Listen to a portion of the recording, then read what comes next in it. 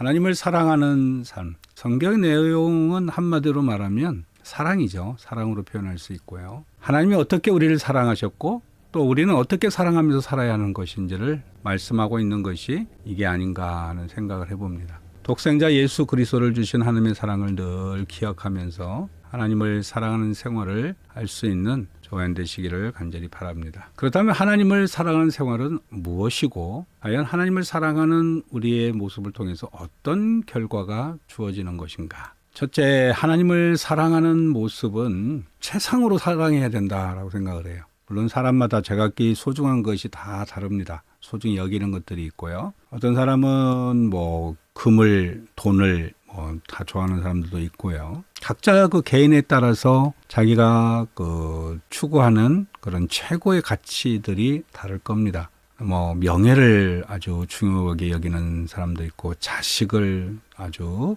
가장 최상의 것으로 여기는 그런 사람도 있을 것입니다. 왜냐하면 그 최상으로 인해서 자신이 기쁨을 가지려고 하는 거죠. 그래서 자신의 최상으로 갖고 있는 자식이 아프면 속상하고 잘 되면 막 기쁘고, 또 최상으로 여기는 돈이 막 들어오면 막 마음이 기쁘고, 돈이 막 나가면 슬프고 이런 거 아니겠습니까? 우리 믿는 사람들은 이 최고의 사랑이 하나님이 되어야 될 거라고 믿습니다. 우리의 삶 자체가 하나님을 사랑하는 모습으로 살아야 될 거라고 믿습니다. 그래서 마태복음 22장 37절에서 38절에 보면 예수님이 말씀하셨죠. 내 마음을 다하고 목숨을 다하고 뜻을 다하여 주 너의 하나님을 사랑하라 하셨으니 이것이 크고 첫째 되는 계명이요. 이게 가장 크고 첫째 되는 계명이라고 우리에게 말씀하고 있는 거죠. 저나 여러분이나 이 최상으로 최고로 사랑하는 그런 하나님이 되시기를 간절히 바랍니다. 또 하나님을 사랑하는 모습으로 두 번째는 말씀을 잘 지키겠죠. 사랑한다면. 우리가 흔히 하는 말로 우리가 사랑하는 사람의 말을 잘 이해하고 잘 듣고자 하고 잘 순종하고자 하는 그런 말들이 우리가 늘 뭐라고 하냐면 나를 사랑하는구나 라고 이렇게 표현하잖아요. 말도 안 듣고 자꾸 반대로 나가려고 하고 어긋나서 가려고 그러면 마음속에 있지요. 그런 생각이. 나를 미워하나? 나를 사랑하지 않나? 내가 그렇게도 자신에게 힘들게 하나? 이런 얘기, 쉽게 말하면 의문을 갖게 되잖아요. 그런데 반대로 어떤 말을 했을 때 잘 순종하고 그 말을 잘 호응해주고 이해해주고 그 말을 따라주려고 하고 순종하는 그 모습을 보면 정말 즐겁고 기쁘고 감사하고 나를 사랑하는구나라는 것을 이렇게 피부로 느끼게 되잖아요. 하나님 주신 계명도 마찬가지입니다. 특별히 하나님이 주신 계명은 저는 분명히 말씀드리지만 하나님 주신 계명은 악한 기준은 없어요. 악한 행동을, 악한 어떤 상황을 유도하는 것은 하나도 없습니다. 하나님의 계명은 우리에게 선하게 주어진 거죠. 그러니까 이 계명은 지켰을 때 선한 열매가 맺어지고 선한 결과가 우리에 나타나고 선한 역사가 나타나는 거죠. 그러니까 하나님 말씀을 들었을 때에 우리에게 해대는 게 없어요. 인간의 말은 나를 유혹하고 나를 이용하려고 하는, 악용하는 그런 말들도 있고, 나를 요즘 흔히 말로 가스라이팅도 있고, 이런 말들도 있지만은, 그러나 하나님 말씀은 전혀 그런 게 없잖아요. 그렇기 때문에 하나님 말씀은 지키면 우리에게 해대는 게 하나도 없단 말이에요. 그래서 정말 하나님 말씀을 잘 지키는 자가 되는 것이 우리 좀 필요할 것 같아요. 그래서 하나님도 이렇게 말씀하셨습니다. 요한일서 5장 3절에 보면 하나님을 사랑하는 것은 이것이니, 하나님을 사랑하는 것은 이것이니 뭐냐면 우리가 그의 계명들을 지키는 것이라. 그리고 그의 계명들은 무거운 것이 아니로다라고 말씀했습니다. 하나님의 계명은 무거운 게 아니라는 거죠. 해대고 우리에게 악영향을 미치고 우리를 나쁜 길로 인도하는 말씀이 하나도 없다는 거죠. 그래서 계명을 잘 지키는 것이 진정 하나님을 사랑하는 모습일 겁니다. 세 번째는 하나님을 사랑한다면 그 말씀을 우리가 믿고 그 말씀을 순종한다면 말씀을 나누는 삶이 되겠죠. 우리가 어떤 모임이라는 것도 그렇고 가정이라는 것도 그렇고 우리 교회도 마찬가지고 우리 교회 안에 있어야 될 것이 뭐예요? 사랑과 섬김과 긍휼과 우애와 이런 것들 아니에요? 이 안에 서로 이해타산이고 어떻게 하면 이용할까? 이런 관계가 있는 건 아니잖아요. 과연 이런 곳에 행복이 있습니까? 우리 교회 안에, 우리 모임 안에 악한 독한 마음이 있고 사람 상대방을 그런 관점으로 바라본다면 행복은 없고 늘 불안하고 근심되고 여기 있고 싶은 마음이 없어지겠죠. 그냥 모든 모임이 다 똑같은 거예요. 가정도 그렇고 모임도 그렇고 교회도 그렇고 어느 조직이건 간에 다 그런 거 아니겠습니까? 그렇기 때문에 우리가 하나님과의 관계 속에서 하나님의 이름으로 우리가 모이는 자들이 이 교회라는 것을 형성하고 있는데 이 안에가 뭐가 있어야 되겠어요?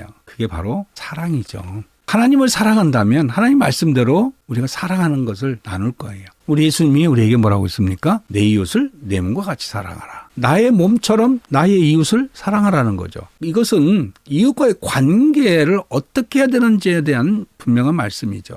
우리가 어떻게 이 사람들과 관계를 해야 되고 우리 안에 이 모인 사람들끼리 어떠한 나눔을 가져야 되는지를 분명히 말씀하시는 거예요. 상대를 바라보고 상대를 우리가 접근하고 상대와 우리가 관계를 맺으면서 가장 중요한 것은 내 몸처럼 생각하는 거죠. 내 몸처럼 생각을 해야 그 안에 사랑이 있고 은혜가 있고 섬김이 있고 긍휼이 있는 거죠. 상대방 미워하고요. 상대방 마음에 안 들면 섬기는 것도 싫어요.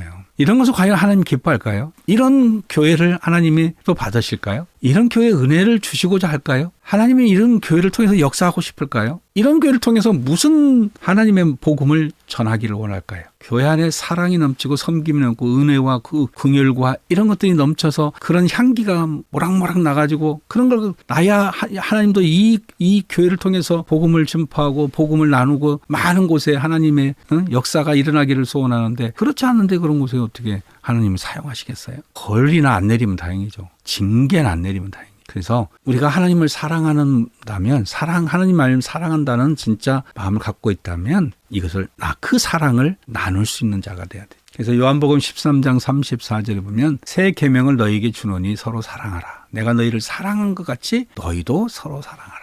내가 너희를 사랑한 것 같이 너희도 서로. 하나님이 우리를 어떻게 사랑했어요? 죽기까지 사랑했잖아요. 이토록 사랑하셨나요? 그 찬양을 우리가 많이 부르잖아요. 죽기까지. 죄 많은 나를 나 같은 이런 죄인을 죽기까지 사랑하셨다. 그 사랑을 우리도 서로 사랑하라는 거잖아요. 그래서 이 사랑의 모습이 우리 안에 있어야지 우리 교회가 서로를 막 안 좋은 관정으로 이렇게 쳐다보는 가운데서는 여기 하나님의 역사가 안 일어나요. 그래서 사랑의 마음을 갖는 게 필요합니다. 근데 이제 인간이다 보니까 사랑의 마음이 늘 이렇게 막 풍성하게 차고 넘치도록 이렇게 나타나면 좋겠지만 그렇지 않잖아요. 그래서 우리에게 말하는 거예요. 원수까지도 사랑할 수 있으면 좋겠다. 원수를 원수로 보지 않고 사랑할 수 있는 마음이 있다면 얼마나 좋을까. 사람들이 이 원수까지 사랑하는 말이 막 굉장히 부담을 갖고 그러는 건데 우리가 사랑할 사람을 사랑하는 것은 쉬워요. 얼마나 이쁜데 얼마나 잘하는데 얼마나 참 신실한데 이런 사람 사랑하는 건 쉬워요. 근데 정말 보기 싫어요. 미워. 없었으면 좋겠어. 저 사람만 보면 막 짜증이 나. 근데 그런 사람을 사랑할 수 있는 마음을 가지려고 노력하는 그 자체가 하나님의 은혜라는 거예요. 원수를 사랑하라는 말이 사랑을 해야 된다 이런 마음이 아니고 사랑할 수 있는 그런 마음을 갖도록 노력하는 것이 매우 중요한 것을 얘기하는 거예요.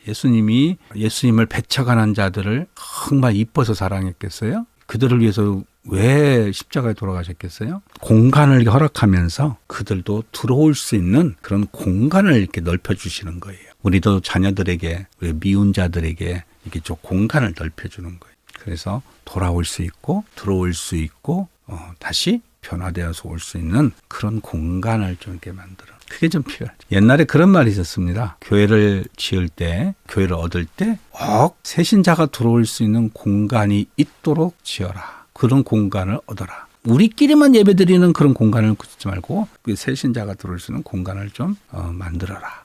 말은 참 쉬운데 여건이 안 되다 보니까 못하는 경우도 많이 있는데 그런 것이 필요하다는 거죠. 공간을 이렇게 허락해주고 공간을 남겨놓는 것. 끝까지 주님이 우리를 믿어준 것처럼 또 우리를 만나려고 계속 와서 우리를 찾으신 것처럼 우리도 그런 마음으로 사랑을 나눌 수 있었으면 좋겠습니다.